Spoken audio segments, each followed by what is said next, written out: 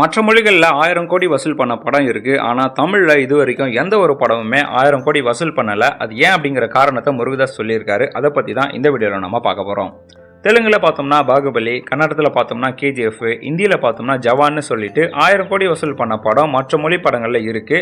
ஆனால் தமிழில் இது வரைக்கும் எந்த ஒரு படமுமே 1000 கோடி வசூல் பண்ணதில்லை. அதிக சம்பளம் வாங்குற நடிகர்கள் தமிழ் சினிமாவில் இருந்துமே 1000 கோடி பாக்ஸ் ஆஃபீஸ் கலெக்ஷனை கொடுத்த படம் ஒன்று கூட இது வரைக்கும் வரல. மலையாள சினிமா இண்டஸ்ட்ரியை இதிலிருந்து விலக்கி வைக்கலாம். அவங்க ஏன்னா வணிக ரீதியான வெற்றிக்காக ஒரு படத்தை எடுக்கிறது இல்லை. ஆனால் தமிழ் சினிமாவில் வணிக வெற்றி நோக்கி படம் எடுக்கிற இயக்குநர்கள் இருந்துமே 1000 கோடி வசூல் பண்ணாததுக்கான காரணம் பற்றி முருகதாஸ் பேசியிருக்காரு.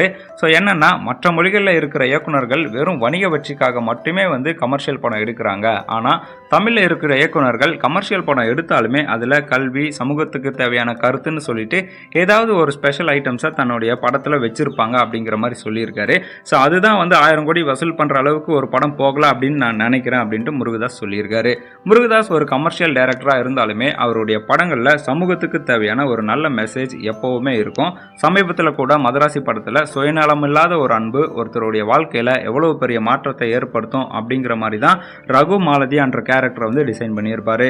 மதராசி படத்துக்கும் நல்ல வரவேற்பு கிடைச்சிக்கிட்டு இருக்கு. இதுக்கு முன்னாடி வெறும் ஆக்ஷன் படங்கள் மட்டுமே வந்திருந்தாலுமே நல்ல கதையம்சத்தோட கூடிய ஆக்ஷன் படமாக மதராசி இருக்கிறதுனால ரசிகர்களுக்கு இந்த படம் ரொம்பவே பிடிச்சிருக்கு. ஸோ முருகதாஸுடைய இந்த கருத்தை பற்றி நீங்கள் என்ன நினைக்கிறீங்க அப்படிங்கிறத கமெண்ட்டில் சொல்லுங்கள். இந்த மாதிரி தொடர்ந்து போல வீடியோஸ் பார்க்க நம்ம சேனலை சப்ஸ்கிரைப் பண்ணிக்கோங்க.